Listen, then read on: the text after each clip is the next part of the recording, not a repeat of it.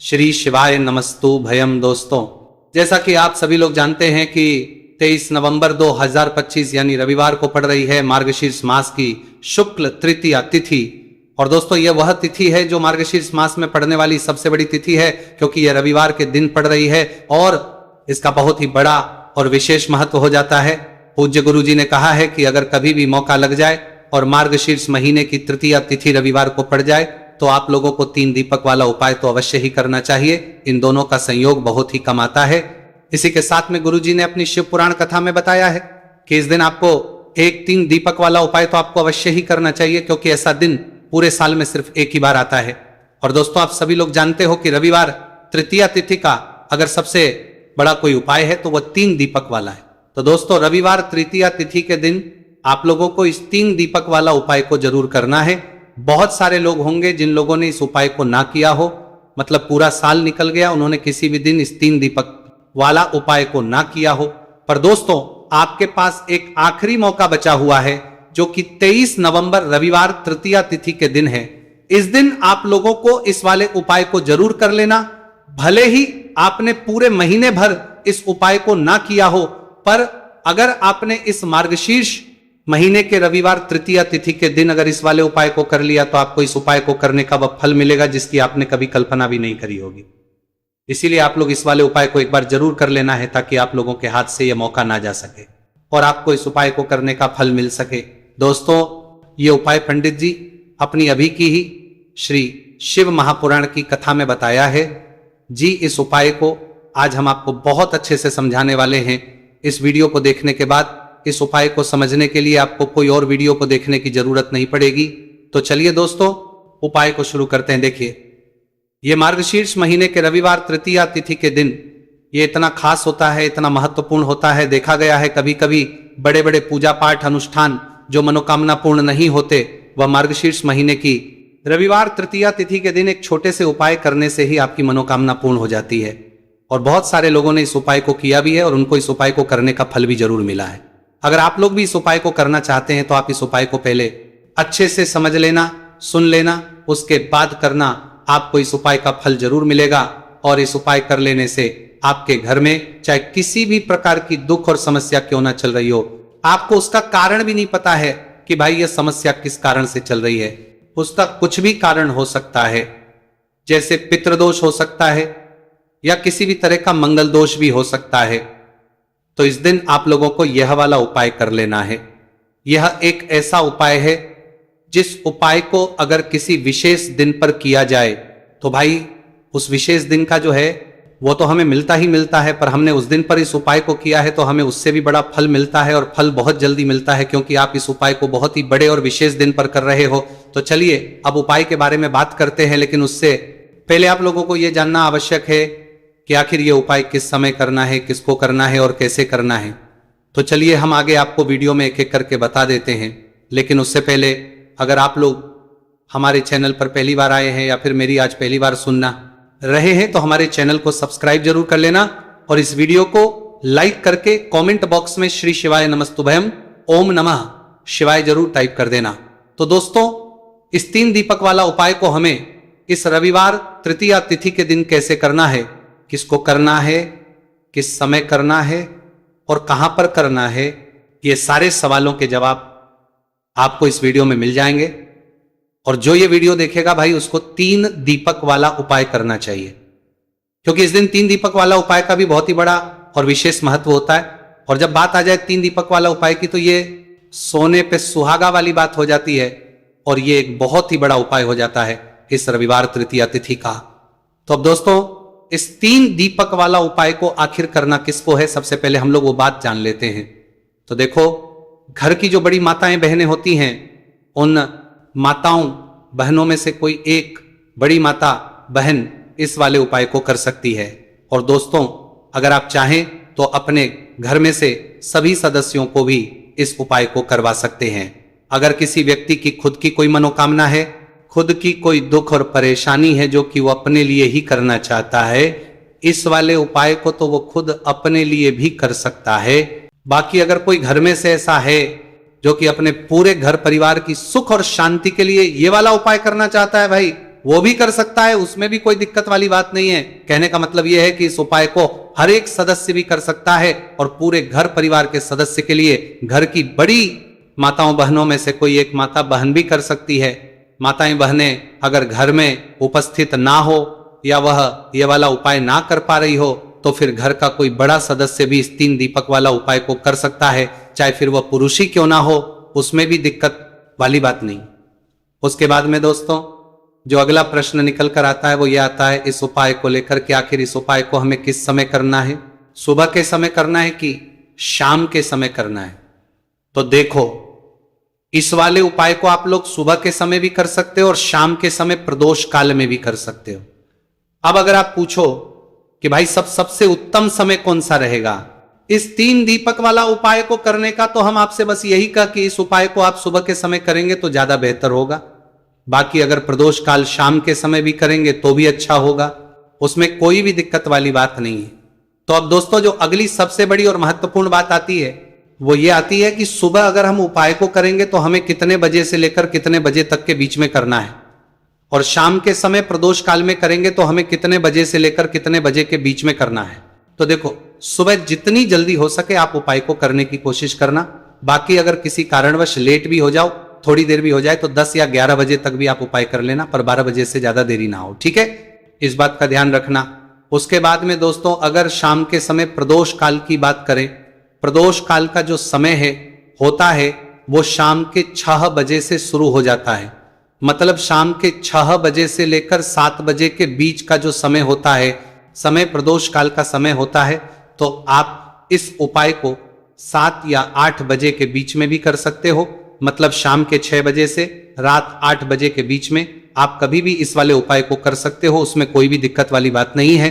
देखिए, आज के इस पूरे वीडियो में हम 3 महा उपायों के बारे में जानेंगे जो कि आपकी अलग अलग मनोकामना की पूर्ति के लिए होने वाले हैं। देखिए, इन उपायों के माध्यम से आपके जीवन में जो धन से जुड़ी समस्या है वह सभी दूर, नौकरी प्राप्ति में यदि आपको समस्या आ रही है, व्यापार अच्छे से नहीं चल पा रहा है, और साथ ही साथ जीवन की समस्त समस्याओं को दूर करने के लिए आपको यह चमत्कारी उपाय करने हैं।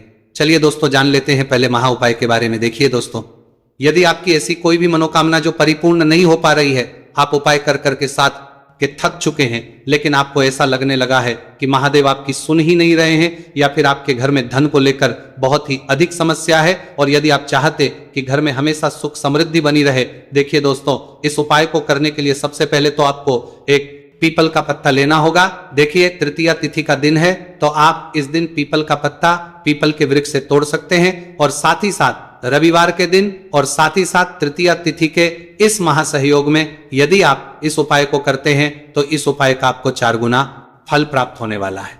तो सबसे पहले तो आपको एक पीपल का पत्ता लेना, इसी के साथ में आपको मात्र थोड़ा सा शहद लेना है, इसी के साथ में आपको 7 यानी कि 7 अक्षर के दाने लेना है जो कहीं से भी टूटे हुए खंडित नहीं होने चाहिए। इसी के साथ में आपको लेने होंगे एक चुटकी काले तिल। काले तिल आप 11 भी ले सकते हैं, 21 भी ले सकते हैं, 51 भी ले सकते हैं, भाई जितने भी आपके पास है उतने ले सकते हैं। देखिए दोस्तों, आपके पास जो पीपल का पत्ता है, सबसे पहले तो उस पीपल के पत्ते पर आपको शहद की 7 बिंदियां लगानी है। देखिए गुरुजी, यहां पर एक विशेष जानकारी दी है कि जब भी आप ये 7 बिंदियां लगाएंगे तो आपको अपनी जो भी विशेष मनोकामना है उसे मन में सोचते रहना है। अब दोस्तों, आपके पास जो 7 चावल के दाने हैं उन्हें आपको उसी पीपल के पत्ते के ऊपर रख देना है। देखिए दोस्तों, जब आप 7 चावल के दाने पीपल के पत्ते पर रखेंगे तो आपको अपना नाम और अपनी गोत्र को मन में बोलना है। अब इसी पीपल के पत्ते के ऊपर आपके पास जो एक चुटकी काले तिल है उसे भी आपको रख देना है। अब इस पीपल के पत्ते को दोनों हाथों में रख करके आपका जो पूरा घर ही, घर के प्रत्येक कोने में, प्रत्येक कमरे में इस पीपल के पत्ते को लेकर के आपको घूम जाना है। केवल बाथरूम और शौचालय को छोड़ करके सभी कमरे में घूम जाना है। आपको लगातार ओम नमः शिवाय या फिर श्री शिवाय नमस्तु भयम इस मंत्र का जाप करते रहना है। अब दोस्तों, इस पीपल के पत्ते को लेकर के सीधे आपको पहुंच जाना है किसी भी बहते हुए जल में, सरोवर के पास। वहां पर अपना नाम और अपनी गोत्र को बोलते हुए और अपनी जो विशेष मनोकामना है उसे बोलते हुए इस पीपल के पत्ते को आपको जल में प्रवाहित कर देना है। देखिए दोस्तों, गुरुदेव ने बताया है कि यदि आपके घर के आसपास कोई भी नदी, तालाब, सरोवर नहीं है तो इस पीपल के पत्ते को आप पीपल के वृक्ष के नीचे या फिर बेलपत्र के वृक्ष के नीचे भी रख करके आ सकते हैं। वहां पर भी आपको अपना नाम और अपनी गोत्र बोलना है और अपनी मनोकामना को बोलते हुए वापस आपको अपने घर आ जाना है।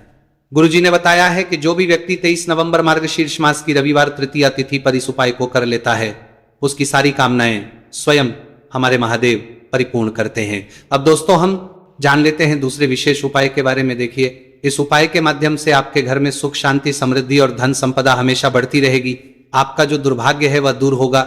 माता लक्ष्मी हमेशा आपसे प्रसन्न रहेगी। देखिए, इस उपाय के लिए आपको 3 दीपक लेने हैं।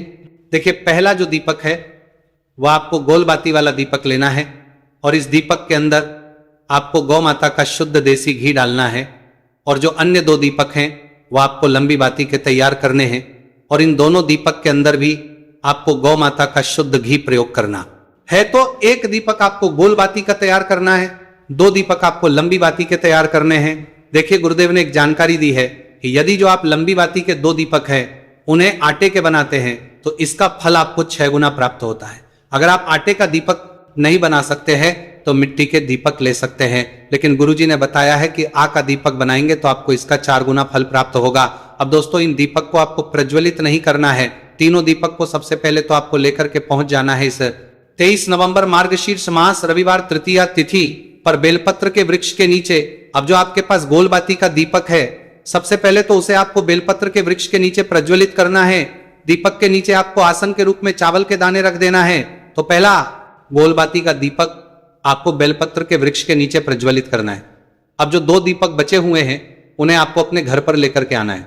घर में जब भी आप प्रवेश करेंगे तो आपके सीधे तरफ आपको जो लंबी बाती का दीपक है इसे प्रज्वलित करना है, यानी कि मुख्य द्वार में जब भी आप प्रवेश करते हैं तो आपके सीधे हाथ की तरफ लंबी बाती का दीपक आपको प्रज्वलित करना है। इस दीपक के नीचे भी आपको आसन के रूप में कुछ ना कुछ अवश्य लगाना है। और तीसरा जो लंबी बाती का दीपक है उसे आपको अपने घर के मंदिर में माता लक्ष्मी के सामने प्रज्वलित कर देना है। ध्यान रखना, दीपक की जो बत्ती है उसका मुख आपको उत्तर दिशा की रखना है।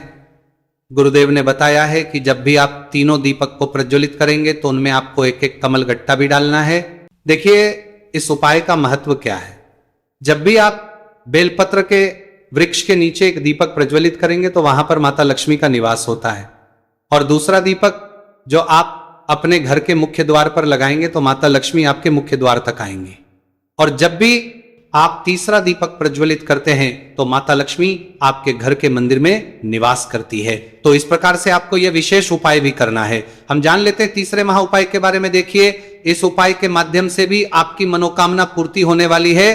देखिए, इस उपाय के अंतर्गत यदि आप अपना घर खरीदना चाहते हैं या फिर यदि आप अपने जीवन में मन चाहे वर्ग की प्राप्ति करना चाहते हैं या फिर यदि आप मन चाही नौकरी की प्राप्ति करना चाहते हैं तो ऐसी मनोकामनाएं को परिपूर्ण करने के लिए आपको यह उपाय करना चाहिए। देखिए, इस उपाय का फल आप 4 गुना प्राप्त होने वाला है क्योंकि कल तृतीया तिथि है।